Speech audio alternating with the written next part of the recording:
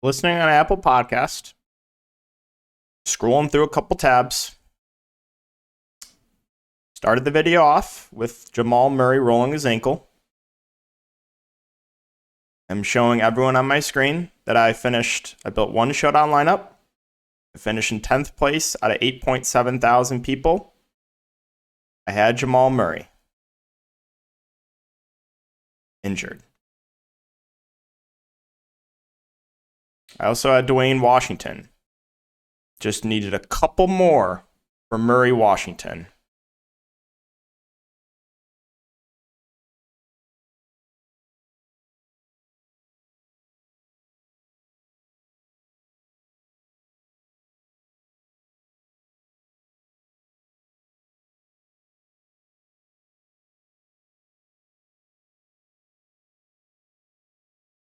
First place is $30,000.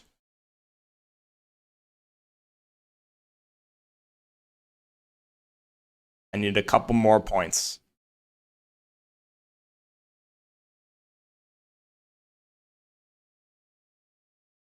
Jamal Murray injured. Dwayne Washington, 2 threes in garbage time, both wide open. Bricked them both. $30,000.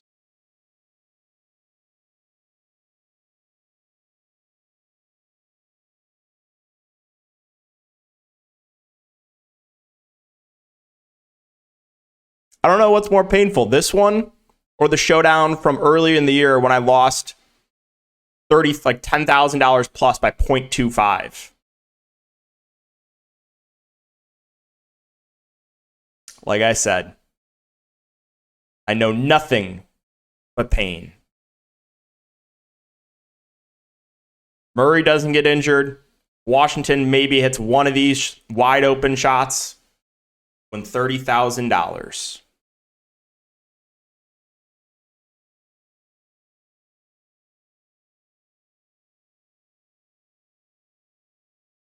Bought the late slate. Played Kevin Porter Jr. You better believe he got injured too. So, if this isn't proof that no one on this planet Earth runs worse, I don't know what else. I don't know what else to say.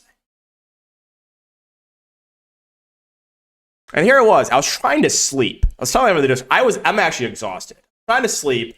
And I can't fall. You know, one of those nights where just like you're so tired, but you can't sleep. Like that's literally how I feel right now.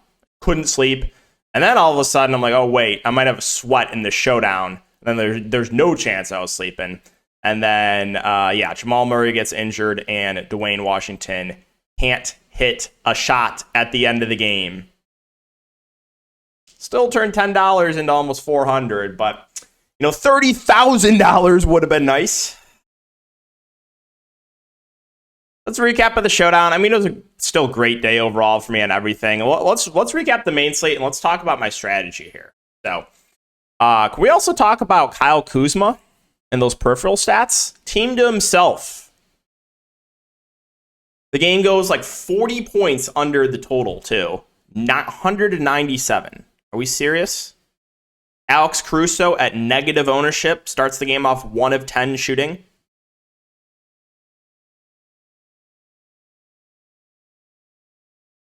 The Kuzma game, and then don't get me started with free square, the freest of squares, DeJounte Murray. With no Trae Young, game stays competitive. Massive bust. At 70% ownership. Almost 100% in the Millie Maker. So here's my thoughts, right? I knew, I was like, all right, this start is not great. Even though a lot of people had DeJounte, and I avoided Gigachok Rui, who was a massive bust. I was like, all right, I'm just not going to play Dwayne Washington. So I had a strategy. Like, I was like, all right, if the first 6 guys do really, really well, I'm just going to eat Gigachok Dwayne Washington and go from there. But if I don't do that great in the early games, I'm going to go to this combo, which I was all over Okogie as a low-owned contrarian play. Smashed. I had no confidence the game was so competitive. I knew Okogie would play in the blowout. And 2% Okogie went for 34. We talked about this game very much in depth. If you guys checked out the YouTube stream, people asked me what was my favorite game to stack. I was like Houston, Sacramento, and Chicago, Washington. Really liked Sabonis as a contrarian play. He went for like a triple-double and smashed. Really liked Sengun. He smashed. I like Monk as contrarian play. I think he had a decent game. Then I mentioned Kevin Porter Jr., who started off smashing, and then he got injured. So, going to that low-owned pivot for me ended up getting me in the cash because massive chalk Dwayne Washington just went for like 20 fancy points. So, the pivot to Okogie and Sengun ended up working out in a big way. Always late swap, right? And have that like 2v2 ready, right? I always talk about this in Patreon stream, like, make sure you have pivots ready. I always have pivots, right? If I have exposure in the late game, I have like I have a strategy, right? Like, I'm like, all right, things go right, I'm just gonna, eat the chalk in the late game. If things go wrong, then I gotta go to some low-owned pivots. And going to the low-owned pivots tonight paid off for me, 3x'd. Won about $800 total tonight, but like I said, would have been nice to win 30 grand in the showdown. Jamal Murray injured.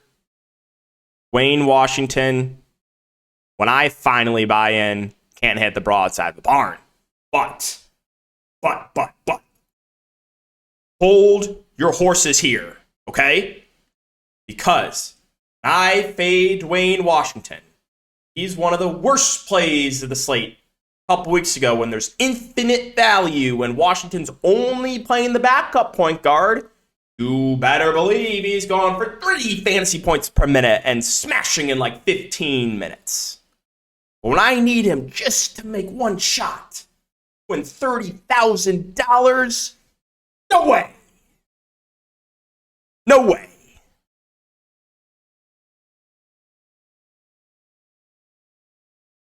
Again, this is not proof that no one runs worse. I don't know what else is. And here comes ESPN with the... That always happens whenever ESPN just starts randomly playing stuff. All right. So that's it for the recap. It was a very profitable day overall, but... Pain, man. Even when I'm winning money, it's painful, right? It's like just a couple more points from Murray and Washington. Come on, man. Come on. All right. Let's talk about the 6 gamer really quick, though. If you guys, this is your first time watching, my name is DK.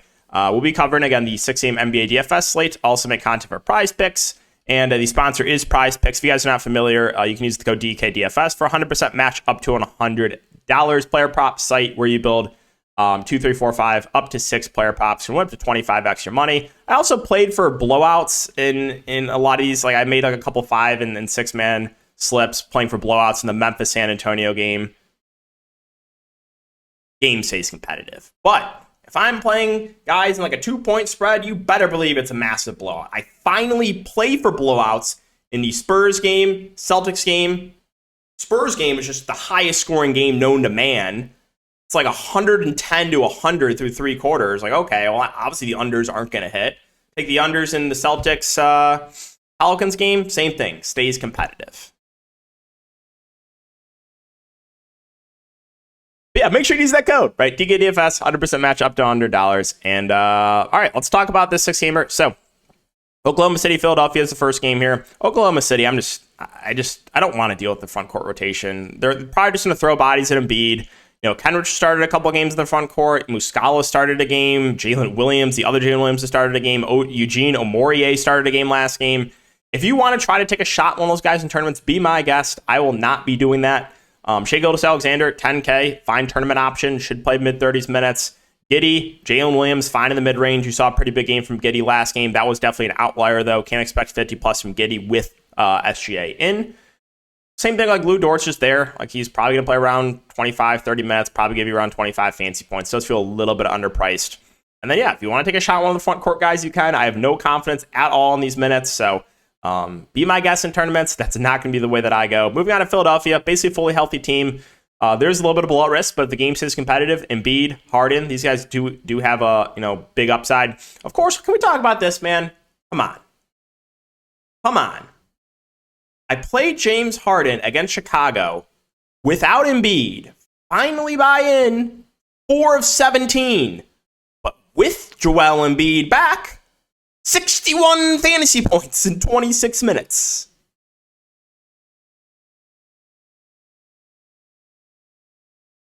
Like, how? But yeah, Embiid, Harden, like the ceiling on them, and it's kind of just like, Harris, Maxey, they're fine. You want to play them in tournaments. There's not a ton else here. I mean, maybe if the game blows out, Shake Milton could be viable. He has played 25 and 24 minutes, but again, last game was a massive, massive blowout. So let's move on to Milwaukee and Miami. Milwaukee side, no Middleton. Grayson Allen rolled his ankle, did not return. So I don't expect him to play in this game. Starting with the top end guys, I think Giannis and Drew Holiday are both solid options. I don't love the matchup. Giannis has been quiet of late, I should say, over the last 3 games, 12, 46, and 47 fancy points, but should keep his ownership relatively low. You do have Bam Adebayo playing on the opposite side, so Miami at least will have a good defender, and Jimmy Butler's playing too. Drew Holiday, 7-7. I mentioned I liked him today. I just thought he was too cheap. He should be like an over 8K player, and he had a really good game of low ownership on for 42 fancy points. I think once again, he is a bit underpriced. I do like him. Front court guys, Lopez and Portis are both playable, but not going to prioritize either. I know Brook Lopez had a really big game last game, but they don't really stand out. If Grayson Allen doesn't play, which I don't think he will, you probably just get more minutes for guys like Connaughton, Joe Ingles. Both guys I think are fair value plays. Connaughton should play around 30 minutes, has that shooting guard, small forward eligibility. Joe Ingles probably plays a bit more. So those two look intriguing. Javon Carter probably sees a couple more minutes as well. So those guys all look a little bit better if Grayson Allen does not play. On the Miami side, so I believe they're going to have 9 active guys, assuming Bam Adebayo and Haywood Highsmith play. They're both probable. Haslam, even if he plays, they won't play. So I think they'll run an 8-man rotation. But yeah, Jimmy Butler, Bam Adebayo, I mean, they're going to run the show here. Bull should play 35 to 40 minutes. My only worry with Bam is potential foul trouble. But yeah, I like Jimmy. I like Bam. I think Oladipo is playable in the mid-range. He should see 30-plus minutes off the bench, has that shooting guard eligibility. Oh, man. Oh, here I am. Trying to wind down and go to bed after this.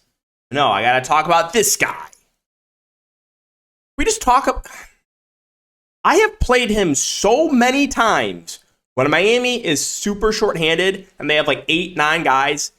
Every time this guy shoots 10% from the field when I play him. Like literally every single time, this is the game I get. 1 of 9, 2 of 9. Finally fade last slate. 40 bomb.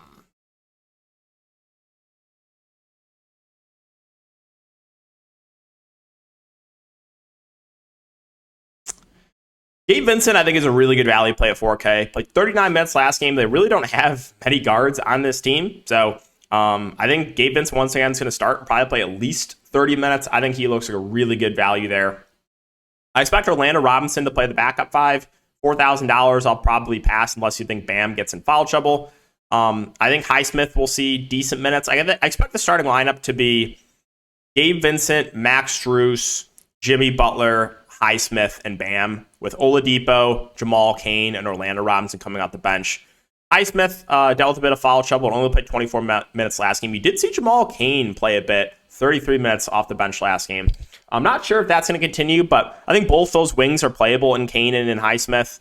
And then, yeah, that's it. I don't expect Udonis Haslam to see any minutes.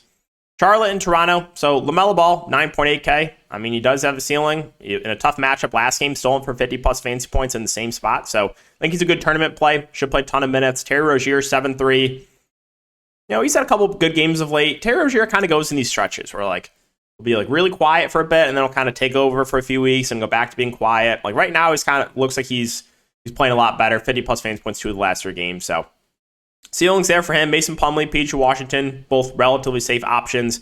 Assuming they stay out of foul trouble, Bull should play over 30 minutes. Hayward doubtful, so you should get McDaniels in the starting lineup. I expect, around 30 minutes from him, just kind of a fair play. DSJ, Mark Williams, these guys will get decent minutes off the bench. You've been seeing low 20s minutes for DSJ at 3.8K. And Mark Williams should get the backup 5 run, probably play about 15 or so minutes. Those guys are fine tournament options. On the Toronto side, so I will mention, like, the minutes have ticked down a little bit on these main guys. Like, you only saw 36 minutes for Siakam only. You only saw 33 for Van Fleet. You only saw 31 for Scotty Barnes last game. You only saw 31 for OG, and you only saw 31 for Gary Trent. So that's like really, really limited minutes for the Toronto guys. I'm not sure if that trend's going to continue, but I did want to mention it. Yeah, Siakam, Van Fleet, Barnes, like basically the starting 5 is all in play. It's basically my same breakdown, but I have really been struggling with trying to nail down who it's going to be that has the big game on a night-to-night basis. As a single entry player, it's tough. MME, it's easy, right? You sprinkle in a little Siakam, sprinkle in some Van Fleet. Like, so you just sprinkle in a bit of everyone. As a single entry person like myself, it's tough. It's tough because, like, unless someone's like really underpriced, it's just like kind of like you got to guess right and hope they don't kill you. I don't really think I can play anyone off the bench, though, even though the minutes have been up. I mean, my boy Boucher is a good point per minute guy. Went for 26 fantasy points in 15 minutes. We'll probably see a little bit of run for Koloko. See a little bit of run for Chua, probably. Yeah, I guess you can take a dart throw on one of those guys. Malachi Flynn probably sees some rotation minutes. It's hard for me to feel really confident in those guys because they could just go right back to the normal rotation where they just run like an 8-man rotation, play the starters 40 minutes a game. Boston and Brooklyn, so Marcus Smart, Robert Williams, we'll see. I don't expect Smart to play, but Robert Williams, I believe, was just injury management, so I think he will be available. So if Smart's out, you get Derek White once again in the starting lineup. Him, Brogdon, they'll kind of split the point guard duties. They're both fine plays. Brogdon, the better point per minute guy of the two, but I think White's minutes are a bit more secure. Tatum, Brown, both have a ceiling, but again, they just feel priced about right. I know you saw a big game from Jaylen Brown last game, but 9K Brown, like, yeah, doesn't really stand out to me. If Rob Williams plays, you can play him in tournaments. Tournaments, good point per minute guy. And then Grant Williams, been playing a good amount of minutes over the last couple games. And keep an eye on the status of Smart and Robert Williams. If they're both out again, then you should see a lot of run for Grant Williams, and he would be playable. Moving on to Brooklyn, probably my favorite team to target on this slate. No Kevin Durant. Nick Claxton is probable. I really like this team. So we'll start with the obvious. Kyrie Irving, revenge game narrative, team to himself, no KD. He looks really good at this price point. I think he's one of the more mispriced spend-ups in the slate. So love Kyrie Irving. Don't think that's a contrarian take. Nick Claxton, he'll probably play around 30 minutes. I'm totally fine going to him. I really like Ben Simmons, assuming he can stay out of foul trouble. I think he's going to have to kind of up his game as that secondary playmaker without Kevin Durant. So I really, really like him at 5.4. I think he plays mid-30s minutes. And then I like the value here, too. Royce O'Neal feels a little bit too cheap at 4.5K. He's going to play a ton of minutes. I think you get a lot more run for TJ Warren, Seth Curry.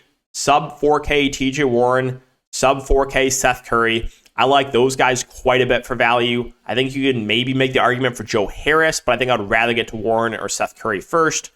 Yuta Watanabe probably sees a bit more run, but I think, again, I would rather get to Warren and Seth Curry. So really do like this Nets team. Moving on to Dallas and the Lakers. Well, Luka just does everything. Can we talk about that last game against the Clippers? He had like 20, I think, fantasy points at halftime, finished with 73. Like, absolutely absurd. It's a great matchup. If you have the salary for Luka, he looks phenomenal. He's also like been playing the whole second half a lot recently. He played 43 minutes last game. So, yeah, I mean, Luka looks good at the top. He's doing everything for the team. Wood, Dinwiddie, Hardaway, if I had to pick one, I think it would be Christian Wood, just because he has had a couple big games playing alongside Luka. And Hardaway will play a lot, but feels priced about right. Depends on whether or not he hits his shots. And then if you parting this Dallas value just literally is so painful. Like there's just nothing worse than playing Reggie Bullock. But he probably sees, I don't know, around 30 minutes. Dwight Powell is questionable. If Powell's out, we probably just get more run for Bullock.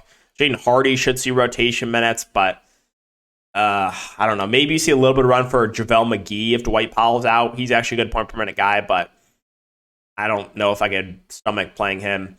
And then finally, the Lakers.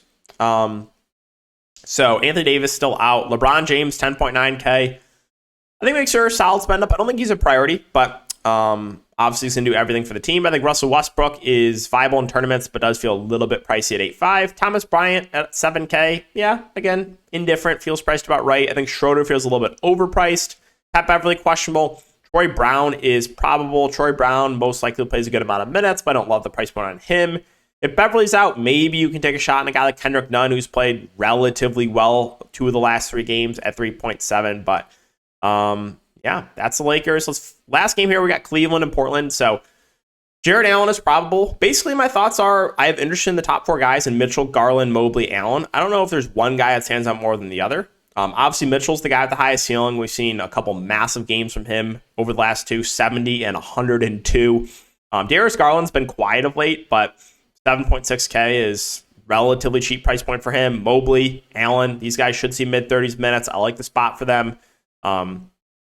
They both feel a little bit underpriced. I don't really know if I can get to anyone else. LeVert will go back to the bench role. He'll probably go back to like 25-ish minutes.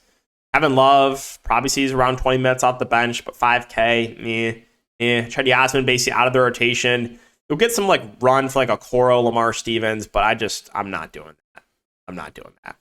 And finally, Portland. So the big news is Dame Lillard is questionable.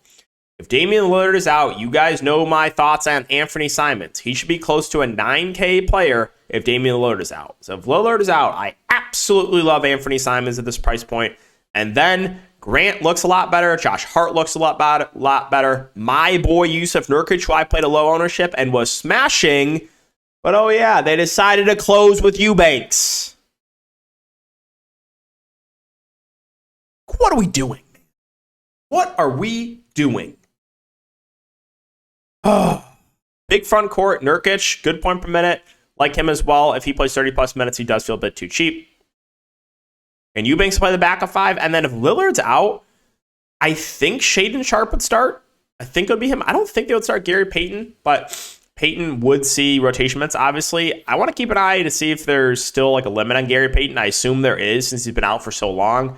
But yeah, Shaedon Sharpe could actually be a playable value if he starts. He's not going to be super productive, but most likely would see like 25 to 30 minutes in the starting lineup. So we'll keep an eye on that. And if Dame Lillard ends up playing, then basically the same breakdown that I've been giving for Portland for a while. I like the ceiling on Dame Lillard. I think Nurkic would probably be my favorite play. And then guys like Grant, Simons, Hart, they're all fine. None of these guys are priorities, but all the starters are going to play a ton. So basically the whole starting 5 would be in play. So guys, that's going to wrap it up for the video. Again, if you have been enjoying, just make sure to like, subscribe, hit the notification bell. It's close. It's close to 30K, man. Probably not going to be able to sleep tonight, even though I really need it. But thanks again for watching. I'll see you guys in the next video.